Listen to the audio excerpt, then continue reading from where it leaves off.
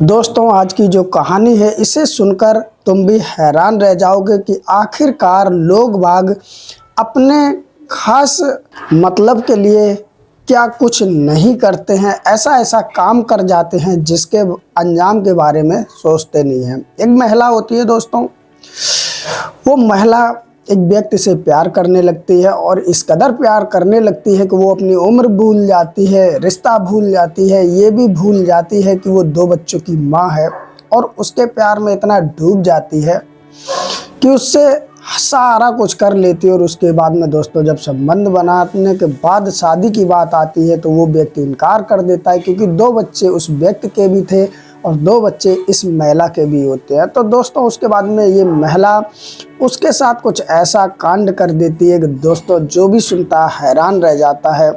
दोस्तों, चलते हैं आज की कहानी की तरफ। उससे पहले लाइक कर दें, चैनल सब्सक्राइब कर दें, जिससे मेरा भी हौसला बढ़ता रहे। दोस्तों, आज की जो कहानी है ये कहानी मुंबई से है। मुंबई में एक परिवार होता है जिसमें दोस्तों बबीता नाम की महिला होती है, जिसकी उम्र लगभग 25 साल के आसपास होती है और उसके 2 बच्चे होते हैं। दोस्तों, एक बबीता की भाभी का ही भाई होता है जिसकी उम्र लगभग इस समय 42 साल के आसपास है और 2 बच्चे उसको भी होते हैं। दोस्तों, ये कहानी शुरू होती है आज से 7 साल पहले। बबीता जब प्रमोद को देखती है तो कहीं ना कहीं उसे पसंद करने लगती है, उसे चाहने लगती है और बबीता अपने दिल की बात प्रमोद से कह देती है कि मैं तुम्हें चाहती हूँ, तुम मुझे बहुत अच्छे लगते हो। दरअसल प्रमोद की उम्र बेशक इस समय 42 साल के आसपास थी, लेकिन आज से जब 7 साल पहले मिले तो प्रमोद का रहन सहन इस हिसाब का था कि वो दिखने में एकदम नौजवान हट्टा कट्टा व्यक्ति लगता था और इसी को देख करके बबीता उस पर दिल हार गई। जब बबीता दोस्तों प्रमोद से कहती है कि मैं तुम्हें चाहती हूँ दिलो जान से, तो प्रमोद को भी लगता है कि मेरी घर पर बीवी तो है और एक और बाहर मिल जा रही है, तो इसे गर्लफ्रेंड बनाने में हर्ज ही क्या है। और प्रमोद भी हाँ कर देता है। जब दोस्तों प्रमोद हाँ कर देता है तो प्रमोद भी किसी न किसी बहाने से बबीता से मिलता रहता है, क्योंकि उसके भाभी का ही भाई था। और बबीता भी अब धीरे धीरे प्रमोद के साथ घूमने लगती है, फिरने लगती है। दोस्तों, धीरे धीरे ये कहानी चलने लगती है, बातें होने लगती हैं, बातों के साथ साथ सिलसिला मिलना जुलना चालू हो जाता है। और जब ये मिलते हैं तो दोस्तों कहीं ना कहीं कहते हैं कि दोस्तों प्यार तो सिर्फ नाम का होता है, प्यार के पीछे इनकी एक भूख होती है और दोस्तों वही भूख एक प्यार का नाम दे देते। हालांकि सच्चा प्यार ऐसा कुछ नहीं होता है। जो सच्चा प्यार होगा वो कभी किसी दूसरे का बुरा नहीं चाहेगा, हमेशा सामने वाले को खुश रखने की कोशिश करेगा। लेकिन यहाँ तो ये प्यार व्यार नहीं था, भूख थी। अब दोस्तों इन्हें जब वो भूख सताती है तो कहीं ना कहीं बबीता अपनी फरमाइश कर देती है कि तुम मुझसे मिलो और खुलकर प्यार करो। तो प्रमोद जो होता है वो भी इस चीज़ के लिए राजी हो जाता है। उसे हर्ज ही क्या होता है, उसे फोकट में हर चीज़ मिल रही थी, जो कि शायद घर पर उसे पत्नी से भी मिल रही होगी, लेकिन फिर भी वो दूसरी औरत की तरफ बढ़ गया, यानी कि बबीता की तरफ। प्रमोद भी भूल गया कि 2 बच्चे उसके भी हैं, बबीता भी भूल गई कि 2 बच्चे उसके भी हैं। दोस्तों, ये दोनों ही संबंध बनाते हैं और जब संबंध बनाते हैं तो दोनों को एक दूसरे में बहुत आनंद आता है। और दोस्तों इनको इतना आनंद आता है कि अपने घर में जो सुख मिल रहा था उससे भी कई ज़्यादा। अब दोस्तों ये क्या करते हैं कि बाहर मिलने लगते हैं। जब एक बार ये संबंध बनता है, इन्हें वो आनंद आता है, वो चीज़ महसूस होती है कि जो शायद घर पर नहीं मिल रही है। अब दोस्तों बबीता और प्रमोद धीरे धीरे बाहर किसी न किसी बहाने को लेकर के मिल लेते थे और संबंध बना लिया करते थे। अब समय दोस्तों धीरे धीरे गुजरने लगता है, धीरे धीरे महीने गुजरने लगते हैं, साल गुजरने लगते हैं। एक समय ऐसा भी आता है कि ये लोग एक इस तरह रहने लगते हैं जिस तरह पति पत्नी रहते हैं। प्रमोद जब भी चाहे बबीता के घर जाता था, संबंध बनाता था, चला आता था, उसके खर्चे भी उठाता था, उसके नखरे भी उठाता था। और कहीं ना कहीं दोस्तों बबीता कहती है कि तुम मुझसे शादी कर लो, तो जो प्रमोद होता है वो भी कह देता हाँ ठीक है, हम आगे चलकर तुमसे शादी कर लेंगे। समय दोस्तों धीरे धीरे 7 साल गुजर जाते और 7 साल में इन दोनों के बीच में दोस्तों ये संबंध चलता रहता है। चलते चलते समय दोस्तों 2026 का आ जाता है।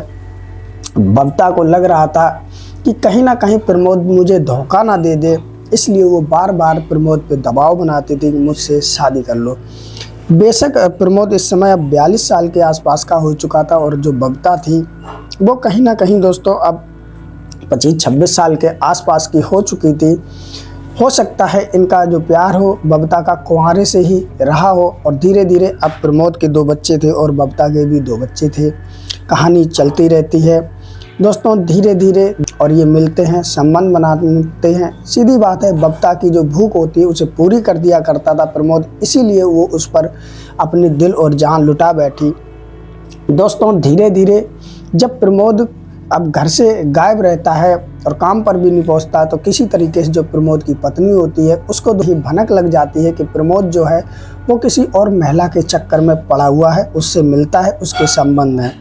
दोस्तों जब ये कहानी प्रमोद की पत्नी को पता चलती है तो कहीं ना कहीं वो बहुत ज़्यादा नाराज़ होती है, अपने पति को बुलाती है, उसे समझाती है कि जब मैं घर पर हूँ तो तुम किसी और महिला के चक्कर में क्यों पड़े हो। दोस्तों प्रमोद सीधा मना कर देता कि ऐसा कुछ नहीं है। तो दोस्तों उसकी पत्नी और प्रमोद के बीच में अब झगड़े चालू हो जाते हैं, क्योंकि प्रमोद के 2 बच्चे थे और दोस्तों पत्नी भी थी, तो कौन पत्नी चाहेगी कि उसका पति किसी और महिला के प्रेम जाल में पड़े। अब जब ये झगड़े होते हैं तो कहीं ना कहीं दूसरी तरफ जो बबीता होती है वो प्रमोद से शादी का दबाव बनाती है। अब प्रमोद देख लेता है, वो अपनी दरअसल पत्नी को छोड़ना नहीं चाहता था, पत्नी को भी चाहता था।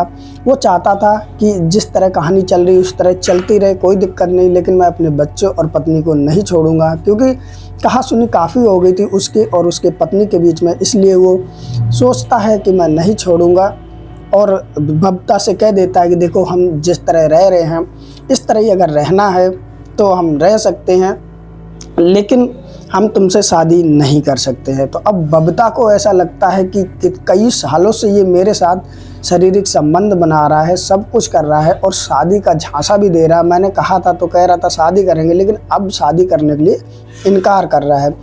बबीता जो होती है गुस्से में आ जाती है।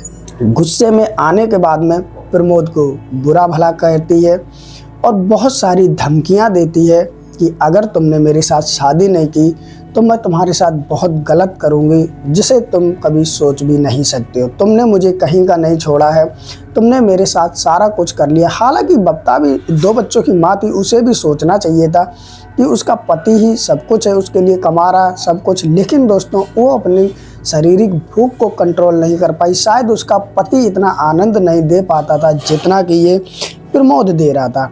अब बबीता उसके पीछे हाथ धोकर पड़ जाती है और कहती है तुमको मेरे साथ शादी करनी ही पड़ेगी। प्रमोद जो होता है मना करता है। धीरे धीरे समय बीतता है दोस्तों, दिसंबर आ जाता है और उससे पहले बबीता उसका पैतृक गांव बिहार में होता है, वहां पर जाती है घूमने के लिए। वहां पर जाने के बाद भी फ़ोन करती प्रमोद से और शादी के लिए कहती है कि तुम जल्दी शादी के लिए तैयार हो जाओ, मैं अपने पति को छोड़ दूंगी, तुम अपने पत्नी को छोड़ देना और हम दोनों साथ में रहेंगे। लेकिन दोस्तों प्रमोद मना कर देता, कहता है कि देखो मैं अपनी पत्नी को नहीं छोड़ सकता, तुमसे शादी नहीं करूंगा। तो वहां से फिर वो धमकी देती है बबीता और 19 दिसंबर को वापस मुंबई फिर आ जाती है। जब वापस आ जाती है तो ये फिर 24 दिसंबर को मिलते हैं। मिलने के बाद में दोस्तों पहले तो ये संबंध बनाते हैं दोनों, और संबंध बनाने के बाद में दोस्तों फिर वही कहानी अटक जाती है। बबीता शादी के लिए कहती है। प्रमोद जो होता है बैठता है, बैठ करके बबीता को समझाता है कि देखो तुम्हारे भी 2 बच्चे हैं, हमारे भी 2 बच्चे हैं, अगर हम तुम शादी करेंगे तो 2 परिवार टूट जाएंगे, खराब हो जाएंगे, यानी तुम्हारे पति का भी घर बर्बाद हो जाएगा और हमारी पत्नी जो है वो भी बेचारी कहाँ जाएगी, क्योंकि प्रमोद अपनी पत्नी को भी चाहता था। इस तरह वो समझाता है, लेकिन कहते हैं जिसके ऊपर भूख का भूत सवार हो, इश्क का भूत सवार हो, उसे कुछ भी समझ में नहीं आता है।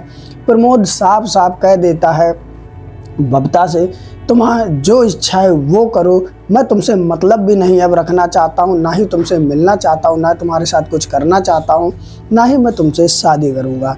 तुम्हारी जो दिल में आए वो करना, मैं तुमसे शादी नहीं करूँगा। और जो 24 दिसंबर को दोस्तों बहुत वो समझाता है और लास्ट में इनकार करके चला जाता है कि मैं तुमसे मतलब भी रखना नहीं चाहता हूँ। अब बबीता जो होती है कहीं ना कहीं बहुत चिढ़ जाती है, उसे बहुत गुस्सा आता है। वो सोच लेती अगर प्रमोद मेरा नहीं तो किसी का भी नहीं, मैं इसे दिल जान से चाहती हूँ, मैंने इसके साथ सब कुछ किया है, इस पे सिर्फ मेरा ही अधिकार है। इस तरह का उसके सर पे बोझ सवार हो जाता है।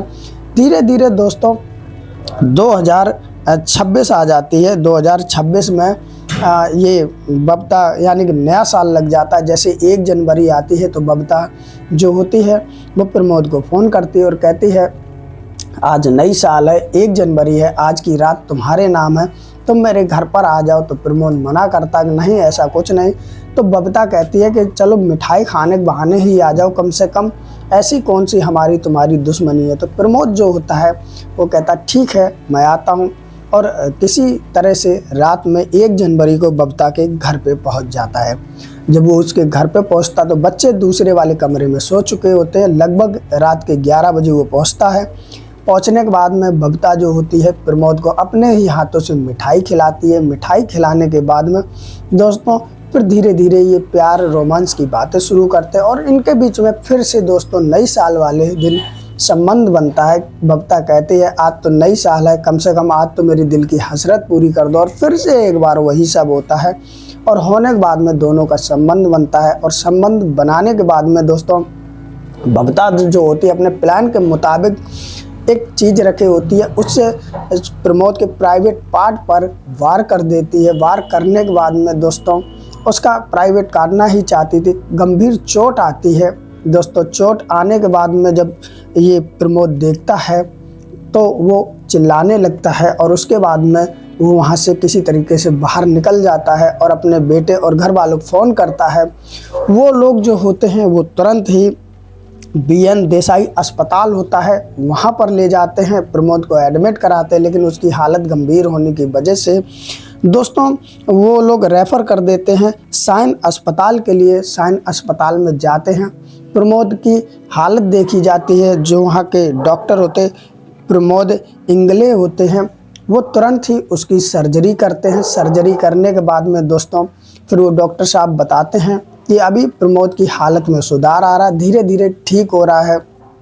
उसके बाद में दोस्तों बबीता के खिलाफ कंप्लेंट की जाती है। फ़िलहाल बबीता जो होती है 2 बच्चों की माँ, वो फ़रार हो चुकी होती है ये सब करने के बाद में।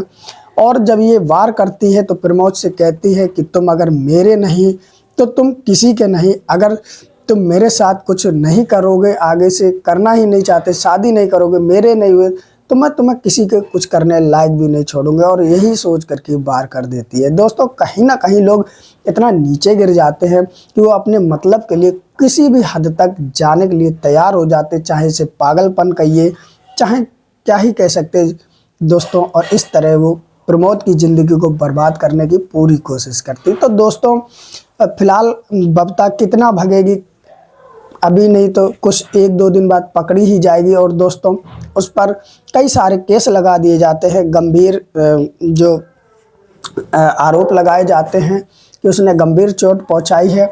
और दोस्तों उसे गिरफ्तार जरूर कर लिया जाएगा और उसे सज़ा भी मिलेगी। फिलहाल दोस्तों अब बबीता चाहती तो जब जितने साल ये सब चला तो चला, उसके बाद में प्यार से छोड़ देती, अपने पति के साथ रहती और दोस्तों मज़े से अपनी ज़िंदगी काटती। लेकिन अपनी ज़िंदगी खुद ही उसने ऐसी कर ली। और लड़कों को भी सोचना चाहिए, आदमियों को भी सोचना चाहिए कि पत्नी को होते हुए फ्री की चीज़ कोई भी मुफ्त में मिलती नहीं, फ्री में मिलती नहीं। जिस तरह प्रमोद ने सोचा पत्नी तो है ही है साथ में, इसे भी हम अपने हिसाब से यूज करेंगे और फिर छोड़ देंगे। तो कहीं ना कहीं दोस्तों प्रमोद को भी इसकी सज़ा मिली। आगे उसकी ज़िंदगी कैसी रहेगी ये तो आने वाले समय पर निर्भर करता है। फिलहाल आज की रही ये कहानी दोस्तों। इस कहानी में जो भी आपकी राय हो हमें कमेंट में ज़रूर लिखें।